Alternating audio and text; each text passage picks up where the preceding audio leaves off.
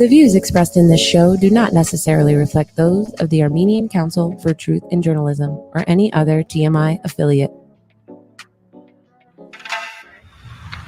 Do any of you have any experience playing ball? Good morning, Miss Garcia. Good morning, sunshine. I miss you. I could kiss you right now. Someday. Curfew is now in effect. All unauthorized citizens must stay indoors. Tensions rise as we enter the 213th week of lockdown. A grim new reality emerges. COVID-23 has mutated. Beginning thermal scan. Thermal scan normal. A horrifying new development New today. data confirms the virus attacks the brain tissue. Hey,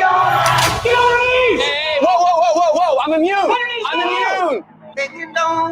Worldwide death toll rises to over 110 million. All infected Americans are being forced into quarantine camps.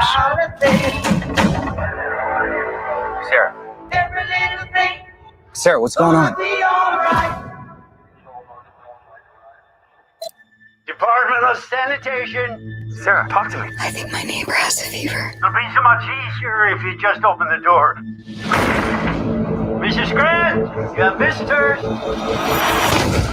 Sarah, please. Sarah, open that door. Sarah, do not open that door.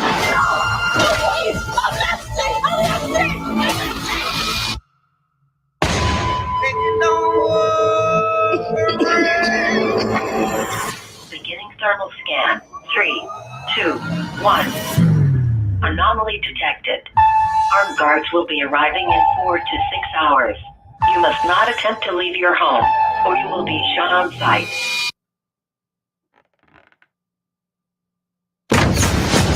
This is my message to you. I know you're in there. They're coming to let you go. No. Sarah! Say goodbye to me. Sarah, I'm not letting you give up. This is my message. Sometimes we have to do things we don't want to survive. I'm trying to save the one person left in my life that matters to me. I can't help you. What you're talking about is illegal.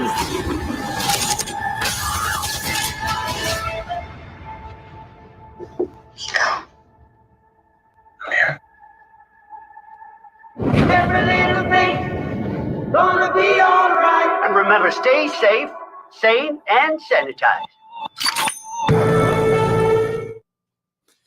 Good morning, good evening, good afternoon. That was Songbird, the movie by Michael Bay or whatever that guy's name is, does all the big blockbusters. To me, that looks like some scary ass predictive programming. And out of all the things that I've seen this week that were pretty fucking scary, I'd have to say that was one of the scariest, because to make a blockbuster movie takes about 2 years, and they could have rushed it, no doubt, but they didn't make that movie in 8 months. There's no way they made that movie in 8 months. So to me, this is just part of this unrolling out of this great reset that's going to take us into this, much ballyhooed new world order. So I wanted to start off with that just because information is so critical. It's it could be used against you. It could be used.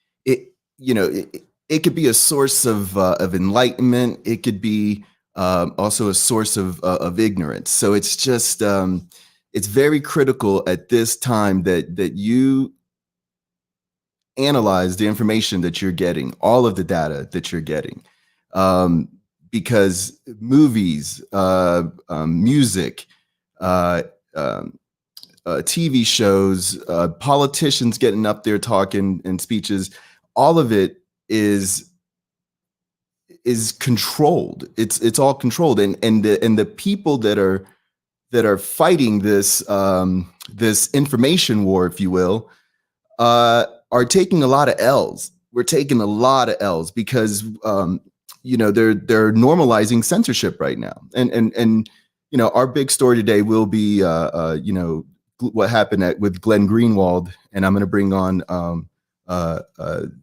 Thad, the host from the Armenian Council for Truth and Journalism, and we're going to get into it a little bit. Thad is very, very astute on all of that political stuff. I try to stay out of it and look big picture, but yeah. So I'll get into it with that, and we'll see what we come up with there. But yeah, that movie does kind of blow me away.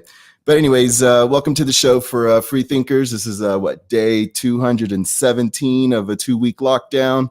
And I think everything's going fine according to plan, is what I'm hearing. So everything we've talked about spells, and that movie looks like a spell. It looks like a way for them to get us used to this idea of having no jobs just because you're scared of a virus. And I'm not here to say whether the virus kills a lot of people or not. We all know that it doesn't. But that doesn't mean that the next one that they unleash won't. So there's no feeling, okay with this first one being so weak, because right now they're just kind of breaking down the society first, and then they'll unleash the deadlier one. But this is the show where this is the time where I'm kind of seeing the coalescing of all of the conspiracy theories, whether it be chemtrails and weather modification, whether it be the FEMA camps, which are now isolation camps, and they're openly talking about this shit. They're openly talking about pulling your kids out of your house and taking them to these isolation camps.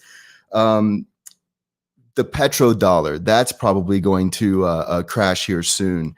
You've heard you've heard some of the other conspiracies, like frequency weapons and silent weapons for silent wars, which is a great book. And also obviously of this one world governing. And to me, we're already kind of there. The framework is there. And we're going to talk about these things later on, called climate action plans. And everybody has one, not only in America, but if you go to Iran, if you go to Russia, all their municipalities are following what's called the climate action plan. So this whole climate warming conspiracy at first is now morphing into this COVID conspiracy, which is all part of this global reset, which is basically part of the unveiling of the New World Order, which should take about 10 years if you follow their documents and game plans. So we're here to just talk about it a little bit. Information's key. So I've kind of, like a nerd, I geek out on this stuff. It doesn't really, it doesn't stress me out. It doesn't make me feel better. It doesn't, do any of that stuff. It's just, I'm a nerd, and this is the coolest thing going on in life right now. It's just this, if there is this huge conspiracy, I like to kind of put it all together and stay on that cutting edge when it comes to that. So I enjoy doing this, and until they stop me from doing it, we're definitely going to go strong in the paint. Definitely check us out on Tuesday on the election coverage. We're going to be on the Armenian Council for Truth and Journalism, but let's get back into it. So one of the things that I find is interesting with this all these converging conspiracies is how it's all based on a huge lie. It's all based on a huge lie. The PCR test was never supposed to do, or never was capable of doing what they have claimed for 40 years what it can do. And so all of the nonsense that happened on with HIV, that's them figuring this shit out. So if you want to go back and see what model they're using, this is where that was the origin. Coronavirus is very close to the HIV virus, which was accused, people say that it could be man-made. So there's all sorts of stuff out there as far as information, but it's all based on this huge lie, this PCR test. And now if they're going to use this positive test, because everything went from death rates to cases, and now what we're realizing is that how they're even creating the cases is fabricated. And I have the guy who invented the PCR test talking about how it's fabricated, and then also another person talking about it. So we're going to get into that. I do got some fun clips for us today. I want to talk a little bit about the election that is coming up. We have Biden, Trump going at it. And I have a little video that I clipped up of Whitney Webb, who's one of the greatest investigative journalists out there today. And she was doing a series at the beginning of the year about cybersecurity, and she was tying it all together with the different global organizations here, and some of the ones in Israel, and some of the other ones like the Five Eyes or whatever they call it. And after doing all this investigation, she started noticing a lot of conversation about Philly on election day being the epicenter of something catastrophic, and they also have this Operation Blackout that they unveiled. So the election could really be a catalyst event for even more draconian tyranny, and they're just going to continue to confuse and conflate the masses until they've accomplished what they want to accomplish, which is a one world order where you have very limited or very restricted movement without them knowing who you are and what you are. And the video is great. It's about 10 minutes. I urge everybody to get on the YouTube. I clipped it out of an hour-long discussion. But she really does a good job, and she names names as to what's going to happen in this Philly election. And it just also corresponds with Neil deGrasse Tyson this week, or earlier this week, maybe a week ago, saying that an asteroid is going to hit on election day. And it got me thinking about more of these conspiracies about these silent weapons and DEWs, direct energy weapons. But it also got me thinking about this weapon that came up during when Lebanon was attacked and the food silos there were destroyed, where the idea was floated that was actually a rod of God's weapon, which is basically they take tungsten way up into the air and then they drop it. And it just happened to correspond with SpaceX going up in the air and all this other weird stuff. So, I mean, like, that's an interesting weapon. And if they do decide to drop a couple of those in certain places and then blame it on an asteroid, that could be interesting. So we'll get into that too. I do have some clips on that. But before we bring on our guests to discuss the Glenn Greenwald censorship situation, the Flickwick, I encourage y'all to go out and check out the Flickwick at shop.flickwick.com for 20% off. Type in the promo code you see there, and you will get a very, very, very great device that could be used for pleasure and for also, if you're out in the woods and the world falls apart, you can use it as a survival skill tool. Anyways, I'll demonstrate here how to use it. You light the Flickwick, then it stays lit. And then you get, this is also sold at the website too. They're pretty pimp. It's a little glass blunt. But then, I don't know if y'all know how to smoke cannabis, but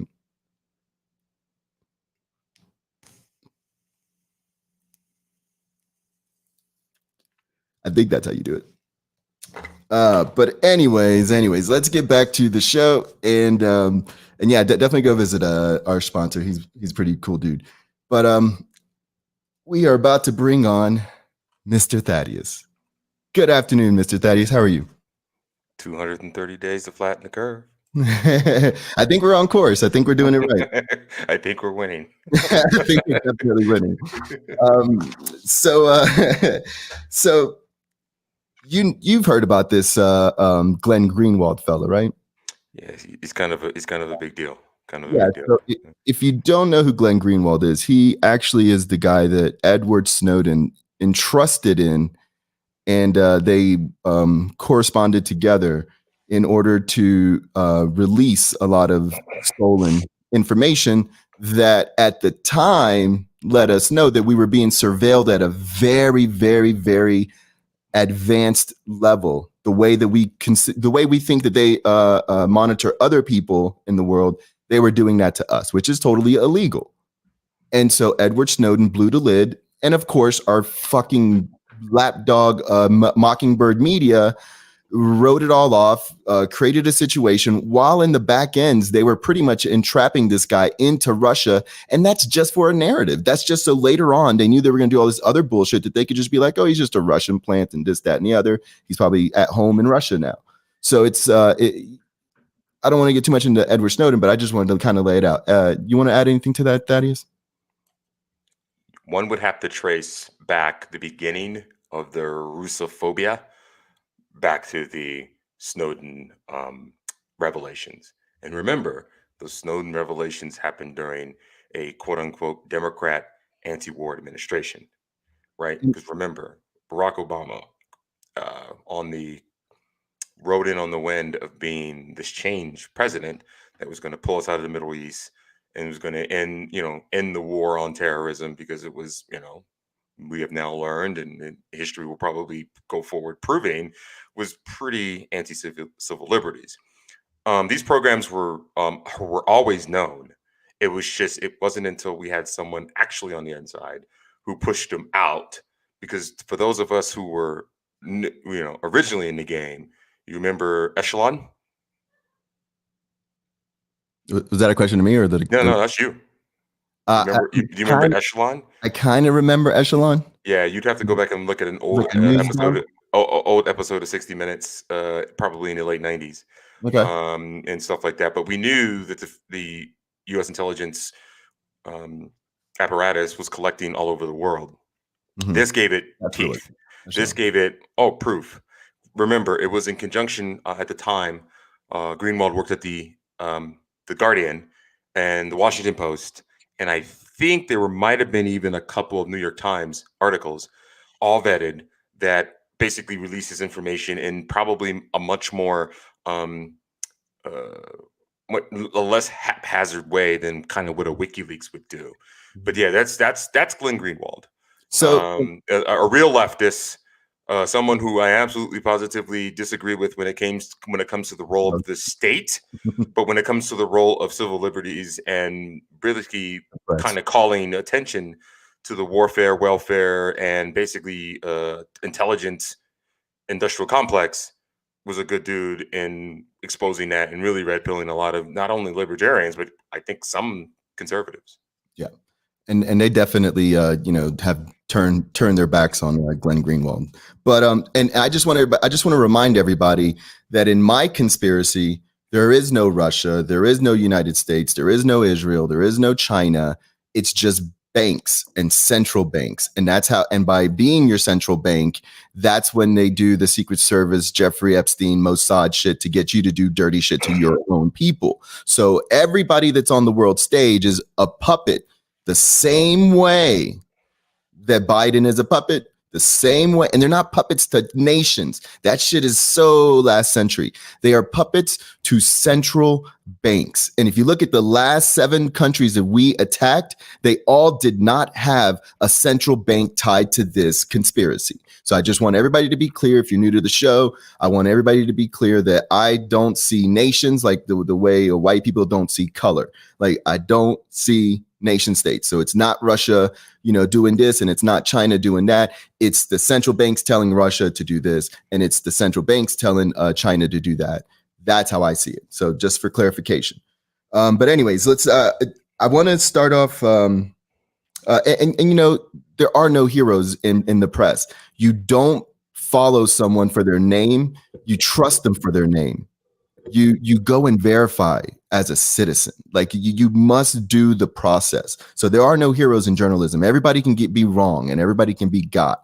So just, information is key in this world, and take it all in. Don't let somebody tell you which one to take in. That's bullshit. Right on. So we're gonna play this clip here real quick, and it's gonna be a little longer clip. It's gonna be about 4 or 5 minutes, but it's Jimmy Dore, one of my favorite comedians, and he's breaking it all down. And he has all of the he has all of the exchange between Glenn Greenwald's resignation letter, the emails, and also the Intercept's response. So let's get that in. Well, we brought you on because I want to cover this story. We've been talking about the censorship that's been spurred on and accepted because of Russiagate. The editor of The Intercept is one of the worst kind of Russiagate conspiracy theorists. He just spreads conspiracy theories about the president and everybody else with zero evidence. And so Glenn Greenwald finally resigned from The Intercept. That's an outlet he founded. So here it is, my resignation from The Intercept. The same trends of repression, censorship, ideological homogeneity, that's a good word, plaguing the national press generally have engulfed the media outlet I co-founded, culminating in censorship of my own article. Wow, what happened? Well, here we go. This is from Glenn Greenwald's letter of resignation. Today, I sent my intention to resign from The Intercept news outlet I co-founded in 2013 with Jeremy Scahill and Laura Poitras, as well as from its parent company, First Look Media. The final precipitating cause is that The Intercept's editors, in violation of my contractual right of editorial freedom, censored an article I wrote this week, refusing to publish it unless I remove all sections critical of Democratic presidential candidate Joe Biden. The candidate vehemently supported by all the New York-based Intercept editors involved in this effort at suppression. So in this case, the editors at The Intercept decided to intercept journalism. Okay, it's a good line. Just wanted to get that out there. I don't want to let that line be wasted. The censored article, based on recently revealed emails and witness testimony, raised critical questions about Biden's content. Not content to simply prevent publication of this article at the media outlet I co-founded, these Intercept editors also demanded that I refrain from exercising a separate contractual right to publish this article with any other publication. That's crazy. I had no objection to their disagreement with my views of what the Biden evidence shows. As a last-ditch attempt to avoid being censored, I encouraged them to air their disagreements with me by writing their own articles that critique my perspectives and letting readers decide who is right, the way any confident and healthy media outlet would. But modern media outlets do not air dissent, they quash it. So censorship of my article, rather than engagement with it, was the path these Biden-supporting editors chose. And the thing is, what they criticized him for, what they claimed he was doing, which was they claimed he was giving unsupported allegations too much weight. But Glenn actually published his email exchanges with the Intercept editors, and he pointed out in these exchanges that on all their points, he said in his article exactly what they claimed he was not saying. He acknowledged multiple times, there is no evidence for this assertion, or evidence is lacking for this assertion, or this does not prove this. He qualified everything, which is what a journalist is supposed to do, which shows that even that was just not enough for his editors. They didn't like this because of the politics. They didn't want to be perceived as somehow doing something that could hurt Joe Biden. It's just worth stressing that all these former colleagues who are now insulting Glenn, they're now working at an organization and an outlet that was built off of his reputation, Yes. His reporting on the Snowden leaks, which makes this whole episode just really extraordinary, and makes this statement you're about to read just really shameless. When you let foxes in the henhouse. Glenn Greenwald's decision to resign from The Intercept stems from a fundamental disagreement over the role of editors in the production of journalism and the nature of censorship. Glenn demands the absolute right to determine what he will publish. He believes that anyone who disagrees with him is corrupt. And anyone who pressures to edit his words is a censor. You notice what they're not doing here? They're not addressing why they did what they did or what the issue even is. Thus, they got guys like that. Who's that fucking Russiagating guy? The James, what's his name? The Jim Risen. James Risen. And he's part of the problem here, because this is one of the points that Glenn makes. He's saying, like, you let Jim Risen print an article recently, pointing to this Hunter Biden thing as being possibly Russian disinformation, thereby parroting the claims of ex-CIA officials who said that. But even worse than that, Glenn pointed out, in the letter that said this from, John Brennan and Jim Clapper, that we think this has the classic earmarks of a Russian information operation, even these guys said, we don't have evidence for it. Right. And Glenn's point was, you didn't even put that in Jim Risen's article. So Jim Risen basically labeled this Russian disinformation and didn't even go to the level of the former intelligence officials he was parroting and acknowledging that there's no evidence for that. Which completely ruins the whole argument they made in the first place. And so Glenn's point was, if you're going to let him say that, this could be Russian disinformation, how are you going to try to censor me from pointing out what is publicly known already about Hunter Biden? Yes. It's because they have a fundamental disagreement over the role of editors and the production of journalism and the nature of censorship. You know what that fundamental disagreement is? They're for censorship and he's not. That would be their fundamental disagreement. They don't tell you what the fundamental disagreement is. They just tell you that they have one. Orange man bad. That is their fundamental disagreement. Charge that the Intercept's editors and reporters, with the lone noble exception of Glenn Greenwald, have betrayed our mission to engage in fearless investigative journalism because we have been seduced by the lure of Joe Biden president. Why don't you just address the issue?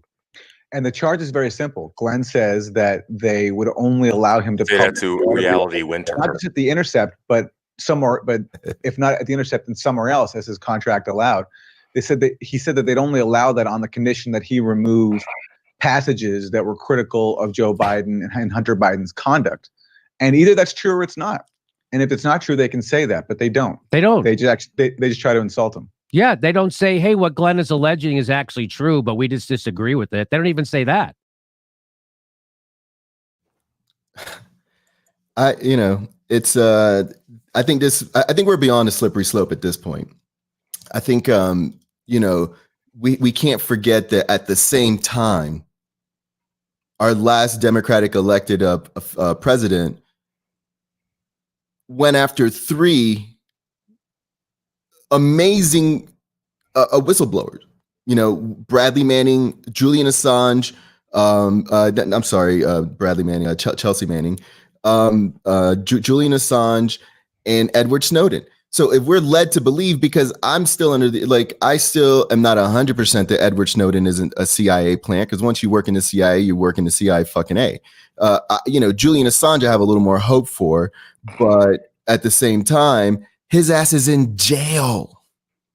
And let's also remember as well that the former administration, they tend to forget, and the administration for which the current vice president is running, was a part of, who's running for president, went after journalists.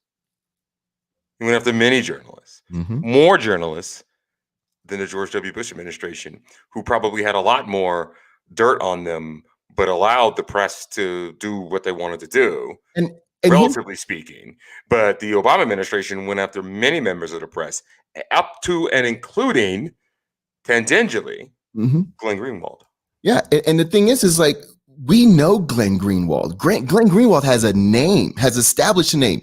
If he's having trouble printing his fucking articles on a place that he owns, how hard do you think it is for a Cub beat writer who's fucking naive enough to write a scathing story? You think he's going to be able to fight his editors? And this isn't the first high-profile centrist, leftist, or just journalists in general, not to really even give them an ideological bent. We're talking Andrew Sullivan had to leave New Yorker magazine. Barry Weiss left the New York Times.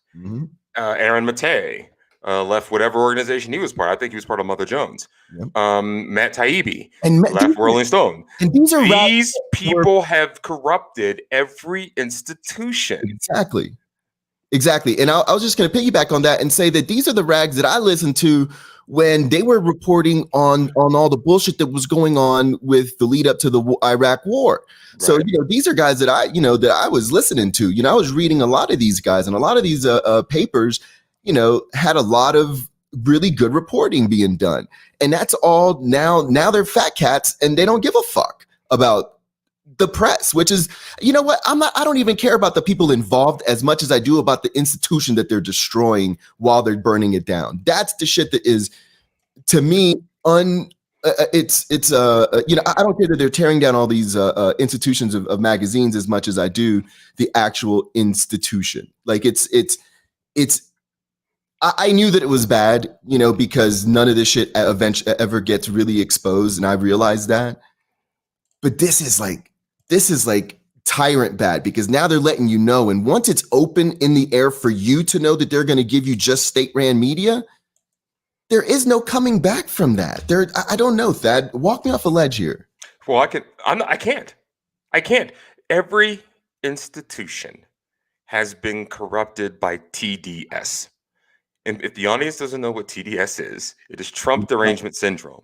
Okay. Which builds into the Russophobia that has basically encompassed and basically engulfed the media establishment for the last 5 years. Not 4, 5. Mm-hmm. But going back even further, particularly toward the end of the Obama administration, how much shit did they give Edward Snowden because he had no choice but to go to Russia? Right.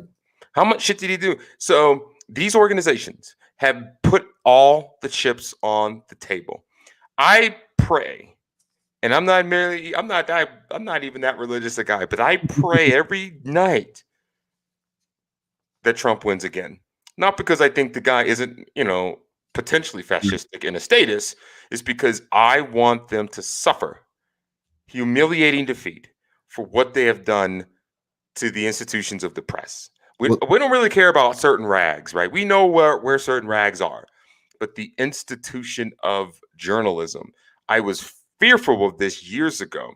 There will come a time when we need to trust our institutions of journalism. What is it? What do they call themselves? The fifth estate, or the fifth estate, or whatever, the fourth estate, or whatever, or the fifth column, or whatever the hell they want to call themselves. We will need them, because what will come, I'm not necessarily worried about the Trump administration per se, but I am worried about what comes after. And the dirty deeds of the previous 2 administrations prior to the Trump administration should give you pause. Thank God for The Guardian. During the Trump administration, during the Bush administration, thank God for the Washington Post. Thank God for the New York Times. At the very least, even thank God for Mother Jones, even though half the people who write for them are effing statists that I want, who would just assume, rip my wealth away from me and impose dictatorial rule culturally on me. But at least these guys were honest, because they were trying to talk truth to power. And I can respect the leftist that talks truth to power, not who talks truth to power with an agenda that destroys every institution and organization that we're going to need if we are to maintain our quote unquote democracy. I can definitely dig that. And I want everybody to know that Russiagate was debunked. Like, the whole thing was complete bullshit. And as the years go on, even more of it is revealed as even criminally bullshit.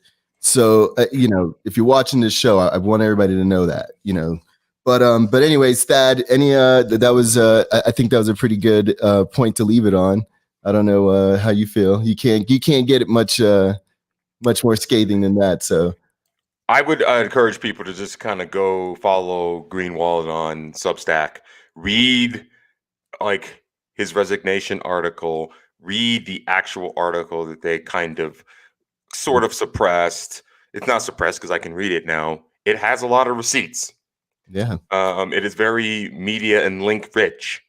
And look, I'm just going to tell you guys, Orange Man aside, the Russia collusion thing was bullshit. Mm-hmm. The Cambridge Analytica thing was bullshit. The Ukraine things were bullshit. These were all bullshit stories, bullshit narrative. Follow Aaron Mattei, Jimmy Dore. If you don't believe me and you're not going to read the Federalist or the Daily Wire or the Blaze or National Review or Wall Street Journal, read links and I'm going to do it. Journalists have to, like the Washington Post, Politico, Mother Jones, Salon, Yahoo News 4 years ago. Well, Thad, man, I appreciate you jumping on, man. Hey, thank you for having me on, man. I will see you on the at the end of the Tuesday night, ladies and gentlemen. Oh yeah, the extravaganza. Yeah. Come on to the Armenian Council for Truth and Journalism. You know, Same let's chop it up. We're gonna toast everything burning. It's gonna be amazing. It's gonna be amazing. We may or may not have a live look in from Philly. I'm working on that right now. Oh, dude, that would be so amazing. I would probably send some people I know to downtown Albuquerque to see if maybe actually, you know what? My daughter went downtown today because she had to do something, and everything's boarded up. Everything's boarded up downtown. It's like, what the fuck do they know? That's so funny. Yeah, but we are not going to miss this shit show. This will be better than the debates for sure.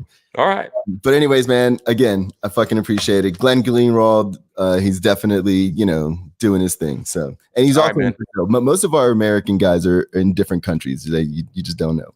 Right. Anyways, all right, man. Peace. Peace out, babe. So that's the infamous Thaddeus. You can catch him every night, same time, just Monday through Thursdays. Usually stressed out about something, but he's usually working it out at the same time. And also, I have a lot of fun with him on Twitter. So definitely look us up on Twitter. We're trying. I just started doing that. I definitely, from the people that I piss off, I definitely should have started that earlier. But anyways, let's carry on with the show. The next big issue I wanted to talk about was this contact tracing, because this shit's scaring the fuck out of me, because they're gonna use this contact tracing stuff to kind of open up this whole invasive process of people coming to our houses and telling us how our inside of our house should be. And this is all part of something else that's already in place that you just don't know about, because your local municipality officials have already sold you down the river by signing these globalist, they're called as climate action plans. And they're all signing on to it. So it's all ran by the UN and ran by these global places. And this is the infrastructure of the New World Order. It's already in place. And California is like the place where you can see it unfold the easiest. And I was listening to this 2-hour-long conversation, and I tried to break that down, but the shit is just so rich that I couldn't. So I'm just going to leave you the intro, and at the bottom of the thing, I'll definitely link you to the video. I mean, this lady, I'm not 100% on her side. I'm just listening to the information, and the shit is deep, and she's got credentials. And her name is Deborah Tavares. You may or may not have heard of her, but she's a code reader. She reads enforcement codes. She reads like municipality codes, and she's done this for every country. And she works in she used to work in a really big architectural firm that I think her like generationally ran. And she's been looking at these codes for the last 15 years, and she's been talking about this shit on some whole other level. Then COVID came in, and she's just realizing how that's the key that's going to make all of these laws that come into place make sense, and how it basically is suppressing and breaking up families. It's going to break up the nuclear family. It's crazy, man. We're getting literally into this Brave New World shit.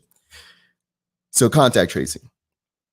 The thing about contact tracing is that they're saying that there's a rise in test and positive tests and all of this other stuff. But the problem is that the test that they are basing it on is not accurate like that. It's not a test that tests for live viruses. And I'm booking a guest that's actually going to challenge what we all think of what a virus even is. So, and I'm hopefully to get him on next week, because this is important. And maybe we can all be pocket immunologists or whatever. And for like everybody should be studying that shit right now. We can't just continue to keep relying on these people. So if you have an old science book, pick the shit up. It's not impossible to understand. You have Google, for God's sake, something you didn't have when you were a child. So if you don't understand the word, you look it up. It all makes sense. It all clicks. But anyways, everybody can become this immunologist. This PCR test, the guy who invented it said, and he was fighting the HIV virus stuff, because remember, Fauci was also the HIV guy. And they were using this test to do everything that they're going to do to us, which is basically inject these humans with these vaccines that they say is going to cure them. And instead it makes them really, really sick, and they get AIDS and die, which is autoimmune deficiency.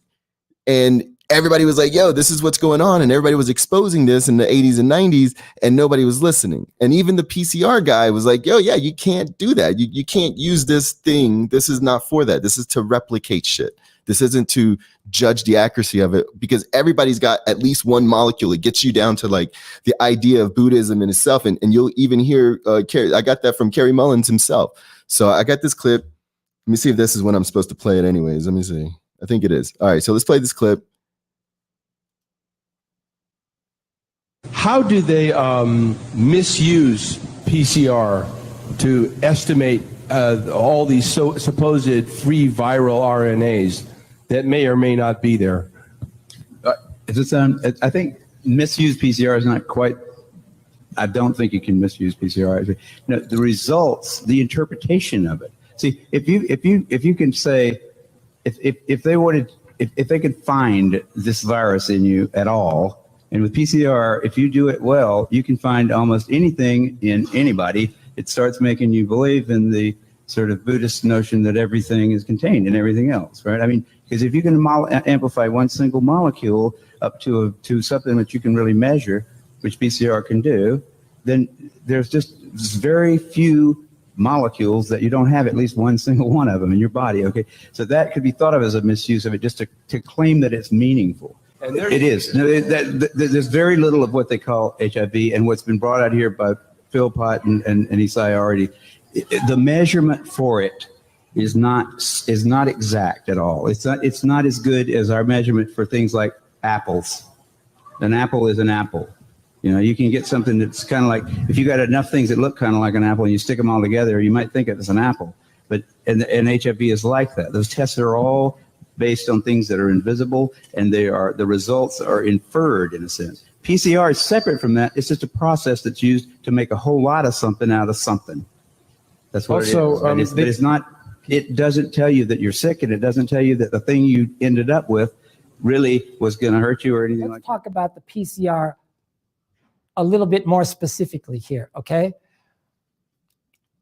The polymerase chain reaction test was invented by Dr. Kerry Mullis from Berkeley in the early 80s. He won the Nobel Prize for inventing this test.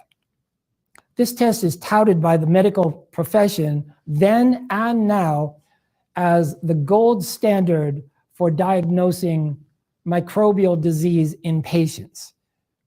PCR tests have been around for decades. They are the gold standard for testing viruses because the process is highly sensitive. It can detect even a tiny amount of virus in a sample. They claim that it can specifically differentiate any viral disease from any other viral disease by sequencing the RNA and DNA. This claim is constantly made even today, and it is completely insupportable and untrue. No one was more critical of the PCR test than its inventor, Dr. Mullis. It was disavowed from the very first. Here's what he said, quote, "Quantitative PCR is an oxymoron. PCR by its very nature is unsuited for estimating numbers. A common misimpression that the viral load tests actually count the number of viruses in the blood.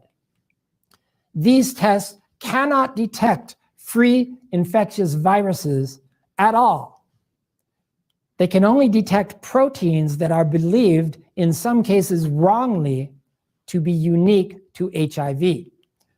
The tests can detect particles of viruses, but not viruses themselves," unquote. Such extravagant claims have been made over the past 40 years for the PCR test by organized medicine that there has been no other technology developed in that entire 40 years which claims to make any improvement on the ability of the PCR tests to identify and sequence viruses and bacteria. And yet, I think that's I think that's good enough. If you want to see the full video, I have that over on the Facebook pages, and I think I also have it on the YouTube channel. So y'all can watch the full one on that. So basically, our most accurate test that we have out there has a 90% plus false positive track record. That's where all these case numbers are coming from with this testing, which is bullshit. So the test creates bad results, which is bad stats that they're feeding us the information to, which they're then using to do shit at right now is just lock us down. But let's look at this guy talk about, and this is an official from the WHO, but let's look at this guy talk about what contact tracing is, because this shit is absolutely crazy to me. Well, again, I'm not as deep an expert on that as I am on vaccines. Now we need to go and look in families to find those people who may be sick and remove them and isolate them. We want to thank you for turning folks in and making sure we are all safe. For the world at large, normalcy only returns when we've largely vaccinated the entire global population. A top WHO, World Health Organization official stated that it's time for authorities to come to your home to see who's infected and take them away. That ability not only to isolate cases, but to rapidly detect illness in the contacts and remove those contacts should they become sick was a central part of that. And as he said, they're using apps now to do that. They're testing apps, but they didn't do it with apps in Singapore. They did that with community workers, with public health workers, visiting the houses, checking on people, checking their health status every day and saying, how are you? Have you got a fever? Have you got a cough? And if a contact has developed a cough or a fever, they were taken immediately for testing. Most of the transmission that's actually happening in many countries now is happening in the household, at family level. Now we need to go and look in families to find those people who may be sick and remove them and isolate them in a safe and dignified manner. That was Dr. Michael J. Ryan, the current executive director for the World Health Organization's Health Emergency Program. You may recognize him from Event 201. The scenario you will be presented with this morning could easily become a shared reality one day. I fully expect that we will be confronted by a fast-moving, highly lethal pandemic of a respiratory pathogen.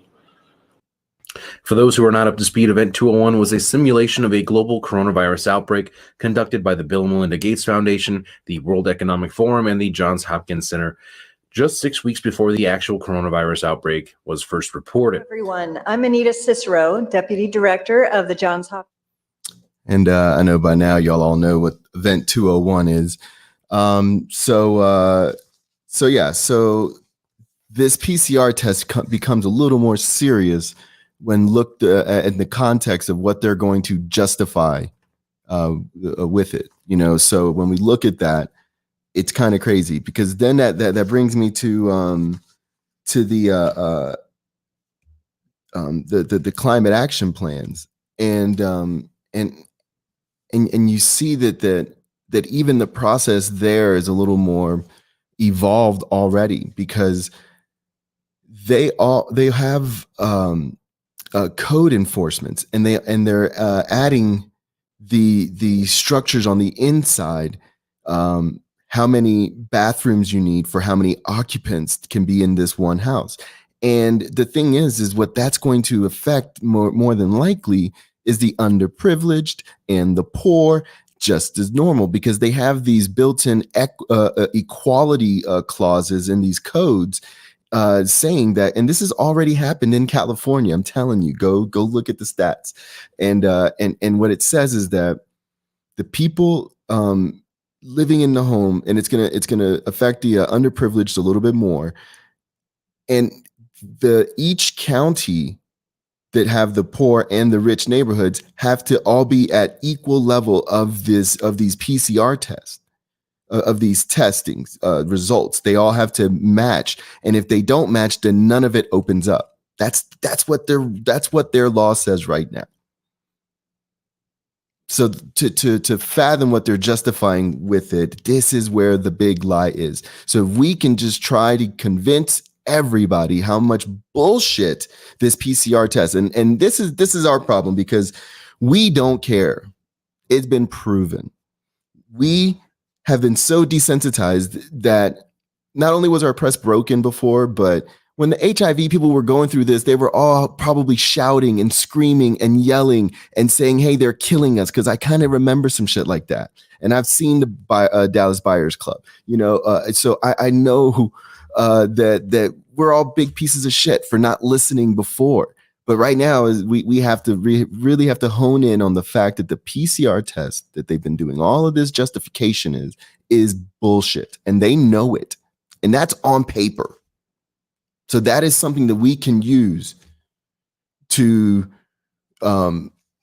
basically expose this thing before it gets down to that nature of in California, where they already have architecture codes of coming in and saying, hey, you got to rebuild your inside like this. Then you have to take out a loan from the Rockefeller Institute to make those modifications. That's part of this whole, new COVID shit and these CAPs, these climate action plans. Because all the conspiracies are converging right now. So they've used everything that they've been using and building up that we've been saying, oh, that's just never going to pass. And then they slide in this COVID shit. All of a sudden, everything else starts to make sense and it starts to click. Next thing you know, we are enslaved and our families are being taken away from us. And we're going into isolation camps and the FEMA camps that everybody's been scared of, that everybody's like, oh, you're so silly for worrying about that. This shit, it just seems as if we're just a couple of tumbles away from that. So I don't know. The PCR thing looks like something that we can at least, ride to the bank and try to expose a little bit more. But I want to play this little clip, and it's basically this podcast I do listen to. It's called Higher Side Chats. And sometimes you get some great guests that, it's kind of like those old late night or coast to coast, shows. So sometimes you'll just hear something and just perk up. And this is one of those conversations that I seriously couldn't get enough. And I tried, my computer was shitting out today, but I tried to cut up this 2-hour interview. And it was just too much. It was just too much. You should just go and listen to it. But I'm going to play the intro, and this guy does a good job of introing her and gives some good information about her. But we'll come back and talk about this affecting the poverty first, and also the impossibility of having the poor and the rich have the same level of reduction in virus. So this is all by plan, so they can just keep the shit going indefinitely. But anyways, we're going to play this real quick, and then I'll get back on it. Ladies and gentlemen, boys and girls, strap yourself in for another wild ride from sunny San Diego. I'm Greg Carlwood, and I'm not feeling too good about the level of resistance or even knowledge of the diabolical plans of the Capstone Cabal that are rolling out right now. They've been telling us what they want to do for decades, and if you even halfway pay attention to the documents that come out of their think tank meetings, the coded language of their stooges' speeches, or even the very cut and dry messaging of the ominous Georgia Guidestones, it should be quite clear. The clues have been everywhere, and we should be well past the education phase as we're seeing the system implement a level of individualized control, surveillance, and compliance that surprises some of the most seasoned alternative thinkers. But when the fear is high, the cabal will try. COVID clampdowns, weather weapons, resource and travel restrictions, blackouts, lab-grown meat, engineered fires, GMO mosquitoes, digital dollars, constant monitoring, 5G bombardment, solar dimming, mandatory vaccines, smart cities, smart meters, mass mind control, and more are coming together in a conspiratorial cornucopia that makes the planet's puppet masters giddier than the Nintendo kid on Christmas morning. Well, folks, these are the very things that today's guest, Deborah Tavares from StopTheCrime.net and PrimaryWater.org, has been dedicated to warning us of for years now. On her website, stopthecrime.net, you will find articles, interviews, and the very documents that disclose these nasty agendas. And if you still need convincing, she also operates a YouTube channel by the same name, and it is an honor and a pleasure to have her here. So let's dive in. The anti-elite agenda activist, COVID control criticizer, and Supreme Queen libertine, Mrs. StopTheCrime.net herself, Deborah, welcome to the higher side. They're using these weather weapons to exacerbate this stuff and make it seem so scary that we have to quickly jump on these climate action plans, as you mentioned. In fact, climate action plans that COVID is kind of fulfilling for them, it seems. Well, absolutely. So climate action plans are everywhere. This is the globalist plan for the control of the world. And it really is bringing about what COVID is creating right now. So that was the very beginning of this clip that just a beast of a clip that I was just like, fuck it. So anyways, that is just, she just had some fascinating information. And she talks about these climate action plans and also the other stuff that she talks specifically about what Colorado has California has already instituted.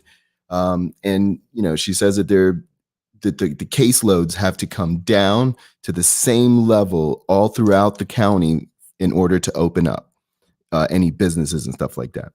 And the census that just happened, that's a weapon they're going to use against you, because you know, if you said you only have 4 people in there, they're going to go into your house and make sure you have enough bathrooms and space away from each other inside your own home. Now they're going to make us, they're just going to say, no, we're getting too sick and everybody's staying at home. So it's probably us being at home. And so now they're going to start forcing us how to live in certain ways. And the thing is I know when I went to Spain, and I know Spanish people alone, you know, they basically, they live generationally. So the grandparents will live with the kids and the couple as they raise the kids, so they can help each other, you know, throughout, you know, if they need to babysit or anything like that. That's just kind of how Spanish people are. And so this is going to directly affect the people that do all the labor on the foods and all the labor in the back ends. Like this is just some crazy shit that our municipalities have already signed up for. And if you look at the climate action plans for your specific area, just go Google it. Just go Google your climate action plan, and then UN, and then your area, and then it'll tell you. And if you're part of the stronger cities, you're already in on all that. You know, so yeah, and the shit that they are signing up for, go look at the details, read that shit. You know, like, it's fucking scary. Go bring it everywhere. And I you know, I actually do believe you know, climate change is a big hoax, you know, because they started off saying it was cooling, and then they started off saying it was warming. And this is all because that's something that affects everybody. They're looking for something that affects everybody globally, because that's the crisis that they need in order for us to give up all of our rights. They've been talking about it. They've been begging for it. They've been trying to use climate. They've been trying to use this. They've been trying to use that. Nobody's really clicking. But this virus shit this time, the way the media is controlled, the way everything is, every narrative is now under control, it seems like they're going for it. And they're going to use this virus shit, and it's going to morph into the climate shit. And it's going to be, you know, every dystopian shit that you thought about, it's going to be that right there. So, you know, the election, I want to talk about the election just a little bit, kind of going a little over time. But Thaddeus is a very, very, very articulate person. So he has a lot of words. But anyways, so the election, we have this election too, where on November 2nd, where, you know, it's in the papers. the DHS has already come out and said a lot of saying that they're hearing chatter that this is going to be another 9/11. And you know, there was another story found where they found like a van full of explosives in Philly.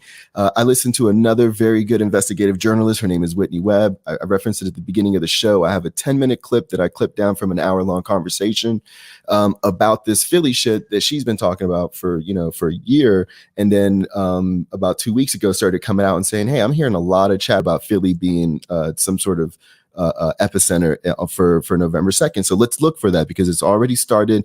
They found another George Floyd situation where it's like, it's like, and then, yeah, the cops should have, but we're used to fucking them not taking that precaution and de-escalating. And the guy had a weapon. Yeah. Like we know he shouldn't have shot him, but look at the world we live in. Like, is this the thing you're going to fucking down the hill? What about all the other, the corporate malfeasance and the government corruption? Like, why don't you go after that? Why the police? Like, I'm going to go on a little rant about the police because like you don't understand why they are doing the separation of normal people in the police, because they know that if we join forces together, we can literally stop what's happening.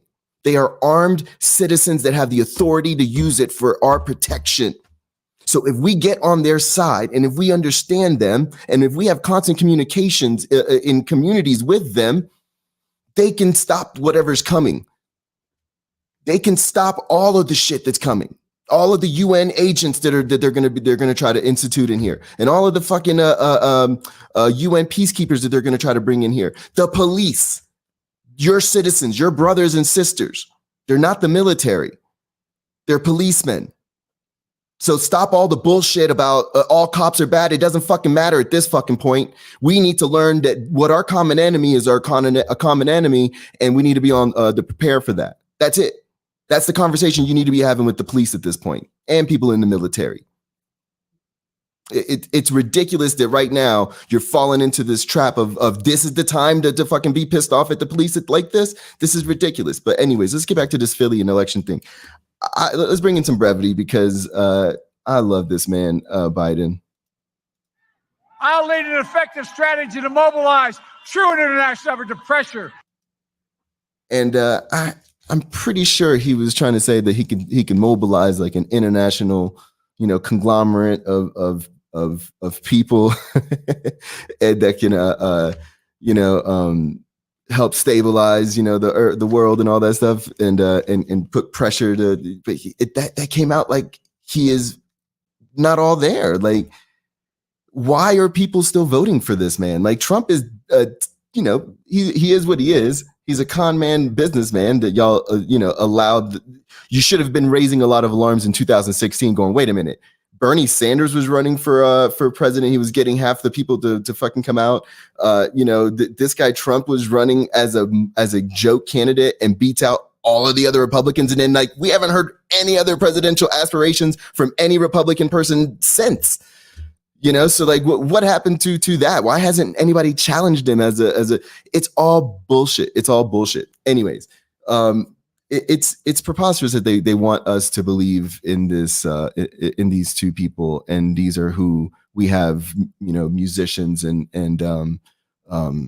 elected officials and also celebrities saying that we should go out and vote for that. And I had a situation with LP and from Run the Jewels on Twitter where I was just like, dude, why are y'all doing a Kalama vote? Y'all's last album, y'all literally had a song called Kill Your Masters. Like, what the fuck are y'all doing? And I texted, I was like, hey, tell me why, because my man over at Media Monarchy, who always drops a bunch of really cool independent artists and then does a really good job with the news. Like, he runs like his own little, radio station that he's been doing for like, 15 years. He does a whole segment on their sellout, and he breaks it down. He's like, dude, they're doing work with all these companies like Disney and Nike. And then he has this line that I can't breathe right at the same time that George Floyd has his I can't breathe. Dude, they're part of the fucking psyop now. So I had to call him out, and he's like, oh, fuck you, blah, blah, like said all this shit. And then it's all ridiculous. Like, all of our fucking heroes are bullshit. It was like Ben and Jerry's and it was Nike, and it was Disney with the Marvel shit. And it was just bad. It was just a poor look. Unilever, that's right. It was just a bad look. And I don't care who you are, and that's how you have to be. Like, it doesn't matter who you are. It doesn't matter how much love you had for them. And you can still love all their old albums. Like, I'm going to. But that's some bullshit, man. And not at this time, not at this moment. We needed these guys. And so everybody has been corrupted the same way we saw Glenn Greenwald was corrupted.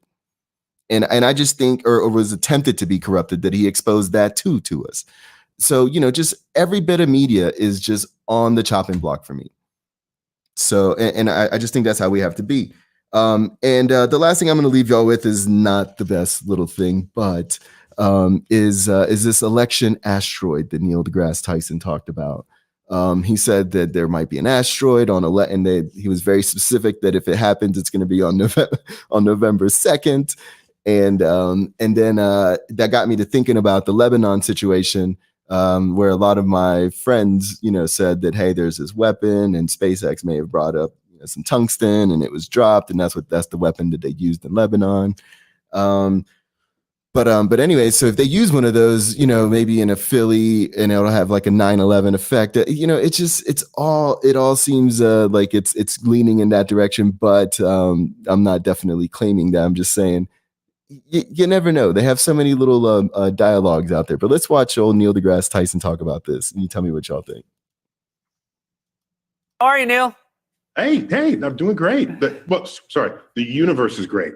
It's Earth that's messed up. All right. Thank you for making the clarification. Now, we are coming up on an election, and it just feels like anything might happen. And now I'm hearing tell that there might be an asteroid heading towards Earth on election day. True or false, Neil? It's true. It's true. It's a refrigerator-sized asteroid. Okay. And given the uncertainty in this orbit, there's a small sliver of that uncertainty that includes colliding with Earth on November 2nd. Dropping the atomic bombs that essentially forced Japan to end World War II led to a number of weapons and munitions developments. Amongst them was research into the use of a kinetic energy projectile, or basically finding ways to project a really dense piece of metal at ridiculous speeds. This would lead to damage, both out the explosive effects, similar to the Navy's work with an electromagnetic railgun. However, earlier iterations didn't focus on generating the velocity. Rather, basic physics would come into play by dropping it from really high in the sky. So imagine a 2,000-pound tungsten rod dropped from 1,000 miles above the Earth. Unlike a bullet, it would actually gain speed as it dropped, eventually hitting its target with power equivalent to an intercontinental ballistic missile without the mess of a nuclear weapon. The US actually used a variation of this tactic in Vietnam. These lazy dog bombs were small pieces of non-explosive steel fitted with fins. They were dropped by the hundreds and reached speeds of up to 500 miles per hour and penetrating up to 9 inches of concrete. This led to the development of Project Thor, which called for a bundle of 20-foot long, 1-foot thick rods dropped from high enough that they could reach sound barrier breaking speeds, and again, avoid the fallout associated with nuclear weapons, which were the only thing capable of delivering equivalent damage. So haven't these rods from God been released? Two main reasons. First, the actual weight of the projectile by the time it hits the target is still being debated. Just as large pieces of space junk break up and burn as they fall, the same could happen to these metal projectiles. The other reason, cost. Dropping these hammers from the skies could be up to 10 times more expensive than equivalent weapons in the arsenal. However, with the commercialization of space taking new steps forward by SpaceX and others, that may not be an issue for long. I'm Jeff Franke, and this is IEN Now. Yeah, so like I said, I'm not trying to predict that going on in Philly, but there's definitely going to be something. So definitely look out. I was definitely, told, to store up on some, dry foods and canned goods, and know where your sewer, where your sewer plug is, so you could, not have any backup if the grid goes down. The operation was called Operation Blackout. So, California's kind of getting everybody used to being without power, so it just seems like blackouts might be another tool that they use. So make sure you can live, get close to water, have something you can purify water with. This is all the weird shit you got to think about in these coming up times. But if you want to, survive this shit and maybe even win, we're going to be having to live in caves. And everybody, I don't know if y'all saw Star Wars, but, they were living in caves and shit like that. So, we might have to go backwards a little bit, but anyways, so there's that. Man, it's not a conspiracy. Just simply, it's not a conspiracy theory, but simply a conspiracy. And corporations are legalized monarchies. And corporate foundations, sponsorship has had a profound effect on our conversations and Discord. So, I just want to encourage everybody to just look into it. The last century a lot of crazy shit turned. So it's that's kind of where you should start is the turn of the century. So, maybe that 1917 influenza outbreak will make more sense. I do want to plug the next week's show. I'm hoping that we can confirm it, and I'll make sure to let everybody know. But I have a gentleman that's going to come on that has a lot of information that it's not the virus. It's viruses aren't what we think they are. Like we've been taught erroneously by this cabal of bankers that viruses are contagious, and that this has all been planting in our minds so that we get used to this idea. And so a lot of that stuff, here, we'll get this up on the screen. A lot of that stuff is definitely worth investigating. Anyways, kind of lost my train of thought there, but it's definitely time to look into everything. But anyways, that's our show. Please show love to our sponsor, shop.flickwick.com. Definitely go visit all the people that I mentioned, and I'm going to do a show. Oh yeah, I was talking about the goddamn dude from last week. That's what happens when you get high. Anyways, yeah, so he's going to come on and talk about how we actually, the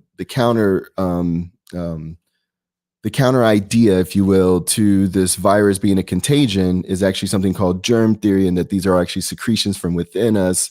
And there's a lot to buy into that. And if you start to believe that everything is a lie and everything is a spell, this is something that maybe you'll get down with. So we're hoping to confirm it from next week, but I'm pretty much sure that we're confirming. I have a pretty cool new song at the end here, so y'all might want to stick around. And so this is another huge lie that even predates this PCR test lie. So, I think this show is going to be amazing. So we're going to work together to make it. So if it doesn't come out next week, we'll do it the following week, but it's going to be a good one. Anyways, we are the Underdog, so don't forget to visit all the affiliated show pages, subscribe, like, follow, KY5 Gaming for the Dungeons and Dragons. I'm on it. I'm a character on there. It's pretty fun. We have some pretty cool guys playing a kid's game, so it's pretty fun. ACTJ, the flagship, and the nameless program, if it ever comes back, I don't know. It's still written in my show notes. So, but anyways, visit TMI. We got some other stuff going. Thaddeus is on here. Go visit he has an old school podcast that I still listen to. It's usually about 45 to an hour of hot fire, and it's called Thank You for Your Servers. Go check that out. It might even be blogspot.that, so, but just look it up. You know how to Google. Anyways, take care and good night. I'm going to leave y'all with this.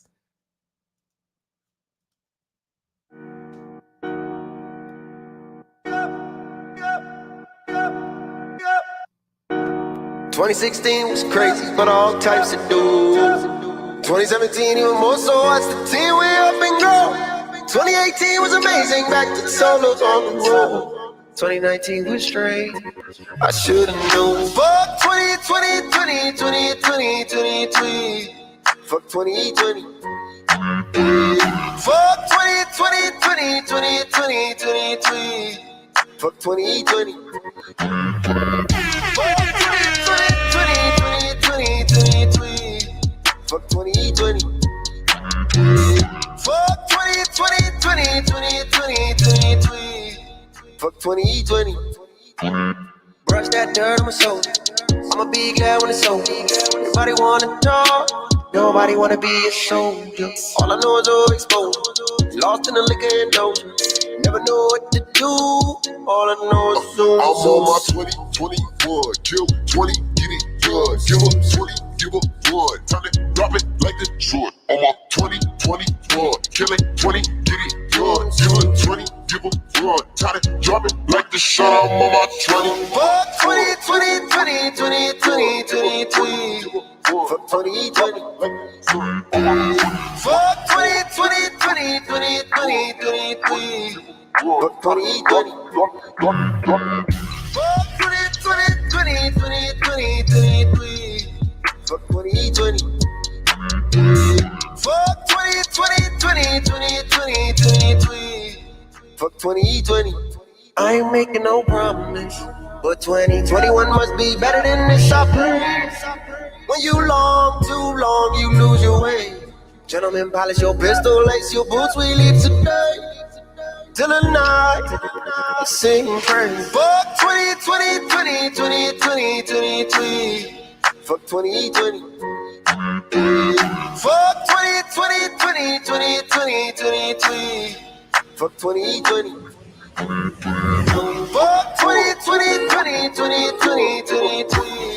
Fuck 2020.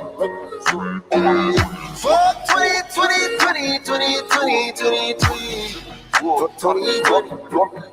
On my 20, Fuck 2020. give up, boy, turn it, drop it like the sword. On my 20, give up, boy, turn it, drop it like the sun. I'm on my 20. Fuck 2020. Fuck 2020.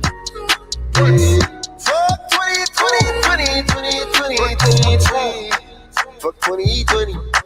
break up a time.